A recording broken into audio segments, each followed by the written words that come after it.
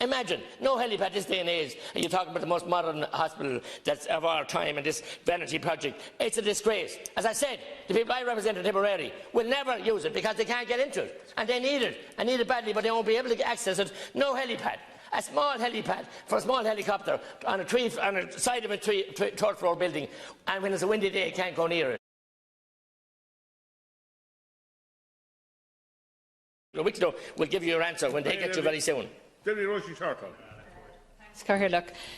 I think this ongoing debacle about the National Children's Hospital would make one despair, really. And it's not only about the Children's Hospital.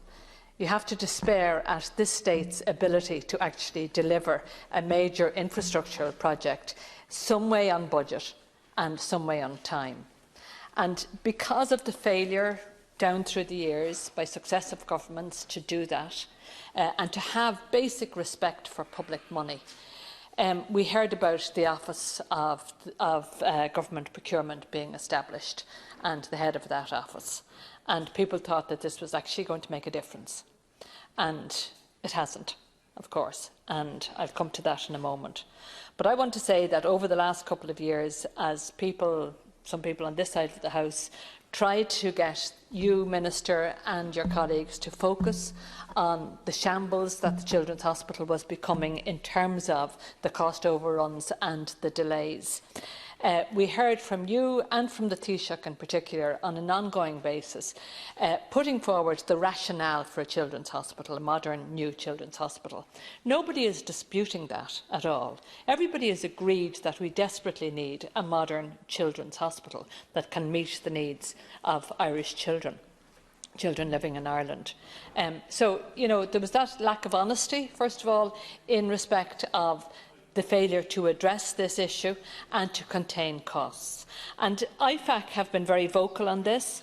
They have drawn attention, obviously, to the standout issue, the National Broadband Plan, but second only to that is the National Children's Hospital, where the overrun was estimated, this is last year when the IFAC were looking at this, at €983 million. That represented a 94% cost overrun. And IFAC have been very clear on the reasons for these overruns. They said, first of all, they displayed weak leadership by planners who lack experience of large projects, which can lead to major changes throughout the project cycle. And we saw how this has happened in relation to the Children's Hospital. And I agree, Dr Jimmy Sheehan was very clear about the right kind of approach that needs to be taken, where the full spec needs to be agreed and nailed down at the very beginning. But unfortunately, that wasn't the approach that was taken. There was a rush to deliver this by this present government, and therefore there wasn't adequate attention and care paid to ensuring that the initial spec was got right. IFAC also talk about conflicts of interest in decision-making by different stakeholders in the public and private domains.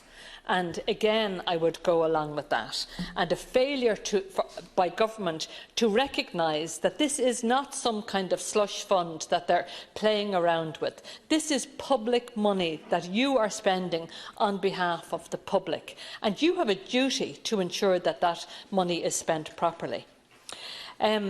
There's this kind of cavalier approach to public money, and then this kind of nonsense talk that there was around the fact that this wouldn't have an impact on other projects. And of course it is having, and will in the future, have a major impact on public projects, because if there is a cost overrun at the moment of €500 million and the likelihood that that could actually double, we're now looking at a situation where essential funding that was supposed to be provided for other capital projects will simply not be available. The other point I want to make, obviously, is in relation to Mr Paul Quinn, the head of the Office of Public Procurement. I raised this back in February, Minister, and at the time the Taoiseach misled the House, and I made that very clear at the time. He said that Mr Quinn could not divulge the issues associated with the ballooning cost of the Children's Hospital because he was bound by the legal responsibilities. Deputy, excuse me a second. I said it at the time and I'm saying it again. I'm sorry. The Taoiseach misled the House about the road. If you said it at the time, you were out of order and you are still out of order now. So please do not repeat it. The Taoiseach said on the record here that the head of the Office of Public Procurement... I'm sorry, Deputy. Excuse me, allow me to say what the Taoiseach said. The Taoiseach said that he had a fiduciary... You said now, in your speech now, that the Taoiseach misled the House. That's a serious allegation, and you'll have to come back to that again. It's the second time I've made it, because he said Mr Quinn had a fiduciary responsibility, and his responsibility was to the board. That is not true. That is true in respect of a board that is a commercial board. This was not a company, it was a development board, and in that respect the Taoiseach was not right. But we know that under the terms of the operation of the head of the Office of Public Procurement, that Mr Quinn had a responsibility to tell you, Minister, as the Minister in the parent department. And indeed, the Minister of Finance confirmed that he did tell you, but you chose not to share that information with anybody else. I'm sorry, Deputy. You have already, your time has expired, Deputy. You obviously don't have any respect for the Chair, and you don't have any respect for the House. Deputy, resume your seat, please. Deputy, resume your seat. Deputy, resume your seat. Deputy, you are out of order. You are out of order, Deputy. You are out of order, and not for the first time. Please resume your seat. You are out of order. Deputy, please resume your seat. You are out of order. Deputy, I will adjourn. I will suspend the House. If you continue in that vein, Deputy, the House will be suspended, because you clearly have no respect for anybody else or anybody else's time. I'm sorry. Deputy, I have to say that, if you want to behave like that, that'll be recorded in your